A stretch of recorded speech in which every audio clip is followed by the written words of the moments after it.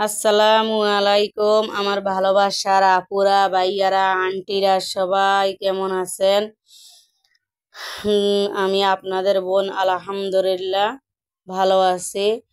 তো আমি আজকে কি রান্না করতে যাইতেছি, সবাই ব্লগস বাই ফাতেমার সাথে থাকুন, দেখতে থাকুন। তো যে শাকগুলা দেখছেন ওই শাকগুলা হলো কলমি শাক। তো এখন আমি কলমি শাক দিয়ে তেলাপিয়া মাছ দিয়ে রান্না করব। তো সবাই দেখেন, এই যে আমি শাকগুলাকে ভালো করে অফ ক্যামেরায় এগুলাকে পরিষ্কার করে বেছে কেটে নিলাম। তারপরে এগুলাকে আমি এখন ধুয়ে রাখলাম একটা হাঁড়িতে। আর এখান দিয়ে মাছগুলাকে ধুয়ে আমি এগুলা হলুদ এবং লবণ মাখিয়ে মাছগুলাকে এখন আমি একটা ফ্রাই প্যানে ভাজতেছি। তো এখন মাছগুলাকে আমি তেলেতে দিয়ে দিলাম আর এক ফিট করে এগুলাকে আমি উলট পালট করে ভেজে নিতেছি। তো আসলে আমরা বেশিরভাগ মাছকে ভাজি করে খাই। ভাজি ছাড়া একটু কমে খাওয়া পড়ে আমার ঘরে। মানে আমরা ভাজি করি মাছ রান্না করি বেশিরভাগ। তো এই যে দেখেন আমি মাছগুলোকে উলট পালট করে ভেজে নিতেছি। আর হয়তো আপনারা মনে ভাববেন যে 3 পিস মাছ, আসলে আমাদের ঘরে তো মানুষ বেশি না, আমরা মানুষ 3 জন, তাই আমরা 3 পিসে নিলাম। তো আপনারা আপনাদের পরিমাণ মতো নিবেন, আমি আমার পরিমাণ মতো নিলাম। আর এই যে দেখেন একটা কড়াই বসাই দিলাম, আমার মাছ ভাজি তো হয়ে গেছে। তো এখন আমি একটা কড়াই বসাই দিলাম। তো কড়াইতে আমি এখন পেঁয়াজ কাঁচামরিচ দিয়ে এগুলাকে একটু নাড়াচাড়া করে নিতেছি। এগুলা যখন একটু বাদামি কালার হয়ে আসবে তখন আমি দিয়ে দিলাম একটু হলুদ আর আদা পেস্ট।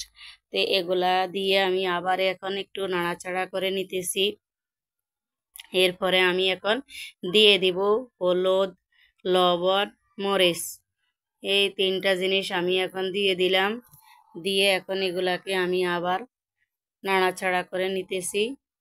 এই যে দেখেন, যদি মশলাগুলা একটু বেশি নাড়াচাড়া করা পড়ে তেলের মধ্যে, তাহলে কি হয়, কালারটা একটু সুন্দর আসে। এই যে দেখেন মরিচের কালারটা অনেক সুন্দর হয়ে গেছে, লাল টুকটুক করে। তো এই যে লাল টুকটুক করে আমার মরিচগুলা কষানো হয়ে গেছে। এখন দিয়ে দিলাম একটু পানি।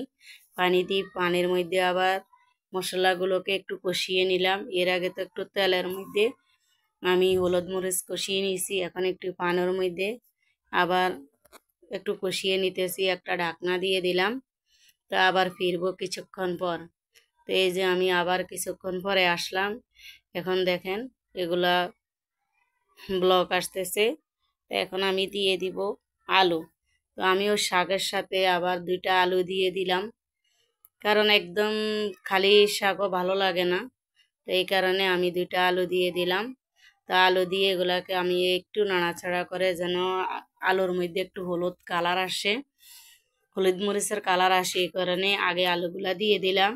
দিয়ে তারপরে এখন আমি দিয়ে দিতেছি ওই যে আমার শাক কুচি করে রাখলাম, সেই কুচানো শাকগুলা এখন আমি দিয়ে দিলাম। এই যে দেখেন, শাক তো প্রথম দিলে অনেক কড়াইয়ের উপরে উঠে যায়, নাড়াচাড়া করতে কষ্ট হয়ে যায়, এ কারণে আমি শাকগুলা দিয়ে ঢাকনা দিয়ে দিলাম। তো এই যে দেখেন ঢাকনা দিয়ে দিলাম। তা আবার ফিরবো কিছুক্ষণ পর। তো আপনারা যারা নতুন, আমি যেভাবে রান্না করি এইভাবে বাসায় ট্রাই করবেন আপনারা। এই যে দেখেন আমি আবার কিছুক্ষণ পরে আসলাম, এসে দেখলাম যে এগুলা ঢাকনা তুলিয়ে দেখেন অনেকটা নরম হয়ে গেছে। তো এখন আমি আবার নাড়াচাড়া করে নিতেছি কিছুক্ষণ ধরে।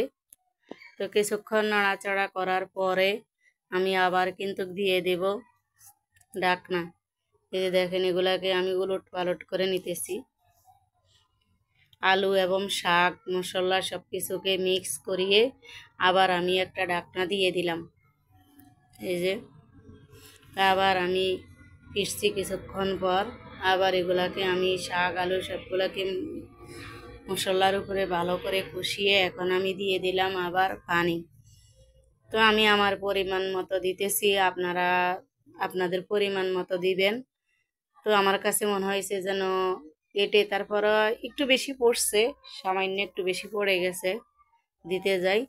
তা আপনারা আপনাদের পরিমাণ মতো দিবেন। এখন আমি দিয়ে দিলাম একটা ঢাকনা। তো ঢাকনা দিয়ে আবার আমি আসবো কিছুক্ষণ পর। এই যে দেখেন আমার শাকগুলা হইতেছে। এখন আমি দিয়ে দিব মাছ। এই যে দেখেন ভাজি করা মাছগুলো আমি এখন দিয়ে দিলাম। এই যে দেখেন দিয়ে এখন আমি এগুলাকে আবার নাড়িয়ে চাড়িয়ে নিব। এই যে দেখেন।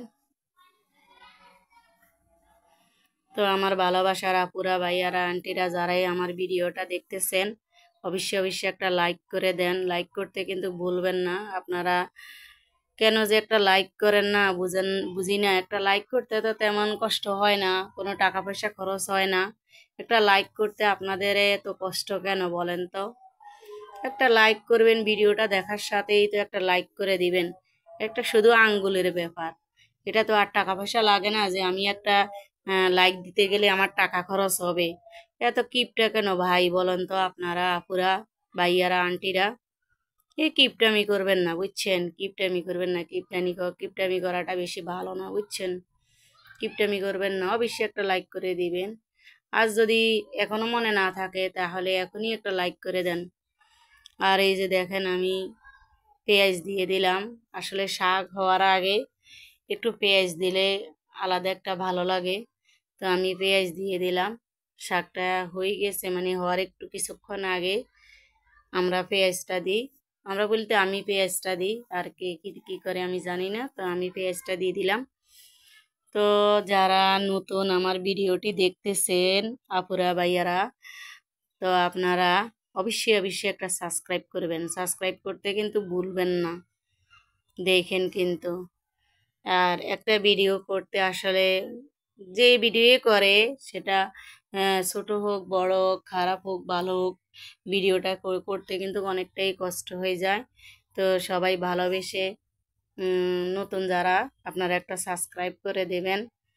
আর ভালো একটা কমেন্ট রাখবেন। আপনাদের একটা লাইক কমেন্ট দেখলে ভিডিও বানাতে উৎসাহ হয়, ভালো লাগে নতুন করে আবার ভিডিও দিতে। তো এই যে দেখেন আমার শাক রান্নাটা কেমন হয়েছে। অবশ্যই ভালো খারাপ, আশা করি খারাপ তো দিবেন না, ভালো একটা কমেন্টে রাখবেন। কারণ ভালো একটা কমেন্ট রাখলে অনেক ভালো লাগে। তো এই যে দেখেন আমার শাক রান্না হয়ে গেছে।